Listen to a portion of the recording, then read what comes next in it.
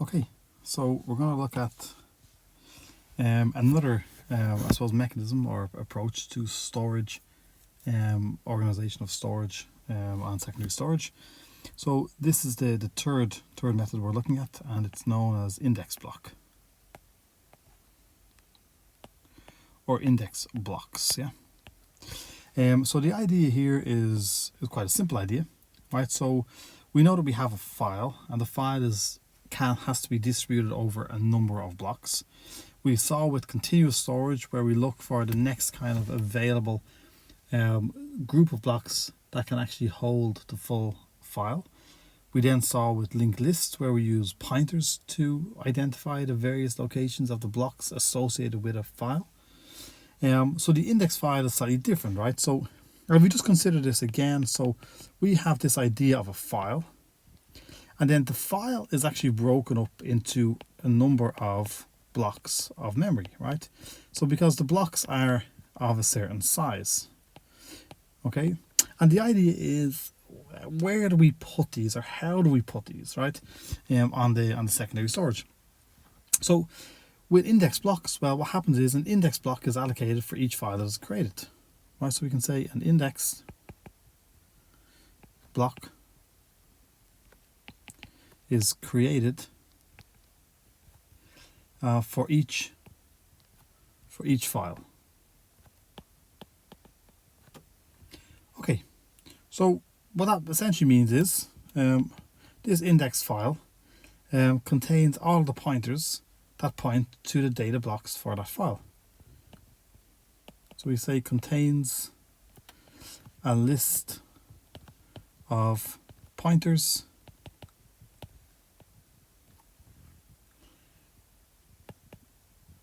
that point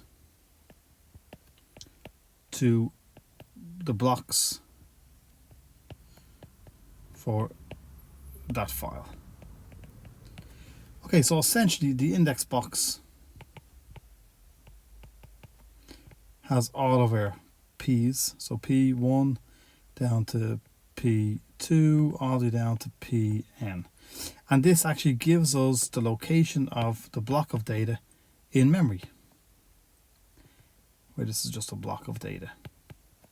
So essentially what we're saying is that unlike the linked list approach, what we have with our index blocks here is essentially all of the pointers that we would have had in our linked list, right? And then the user file directory, or the UFD, holds,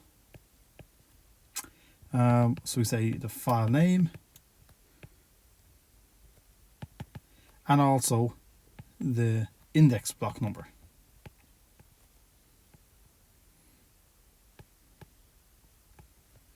So in other words, we need to be able to know where this index block actually starts.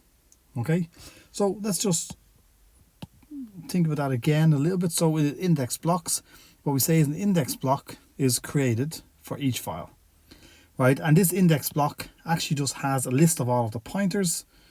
And once we have all of the pointers, well then all the user file directory has to store is the name of the file, and actually at what point of memory this starts, or the index blocks is located. Because once I find the index blocks, then this gives me the pointers to all of the available memory slots, right? This is it's quite useful for a number of different reasons we'll go into now in a second, okay?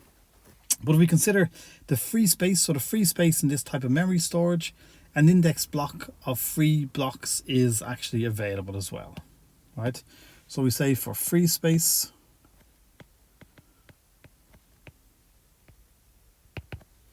we have an index block.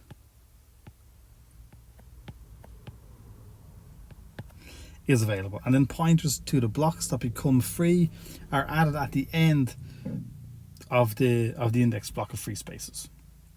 So essentially we have this kind of same structure here then as well for the free space. So the free space just gives us this index block, and the index block then points to all of the available memory that exists. Yeah.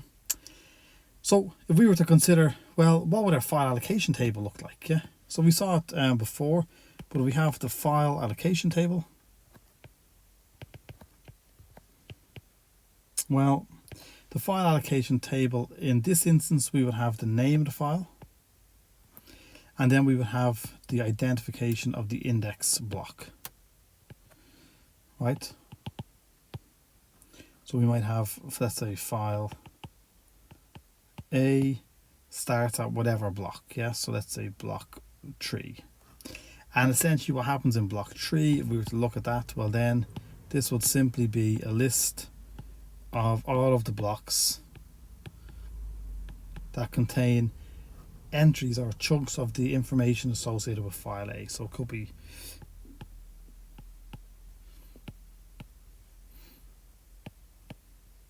and so on and so on. Yeah, so file A essentially is being stored. The index blocks is located at block 3, and then we have all of the locations of part of file A. Okay, so we understand this. This is, I suppose, a different approach. So we don't need a linked list approach. We don't need to iterate through. We can have this kind of random access, which is, I guess, what it's called. So let's consider some of the advantages and disadvantages, right? So if we were to take this approach and then we consider the advantages and discuss the disadvantages as well. Okay, well, some of the advantages, right? So the file can be accessed randomly, yeah?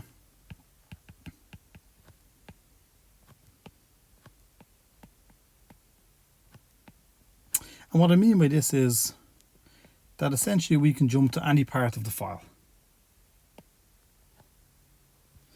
Okay, so because we have the list of all of the blocks, we know where every part of the file is, we can jump to any of those files without having to iterate through like we would have had to in a linked list.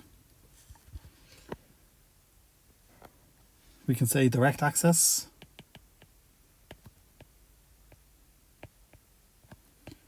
to the data is efficient.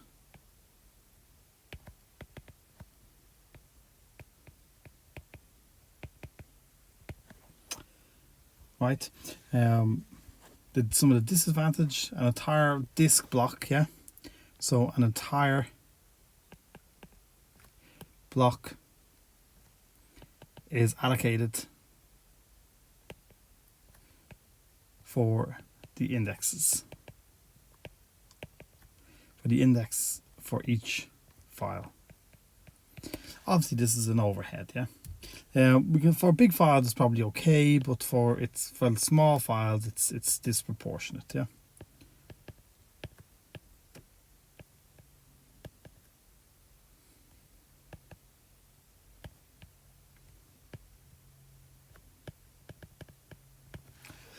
Right, addition or deletion of blocks in the middle of the file requires rearrangement of pointers.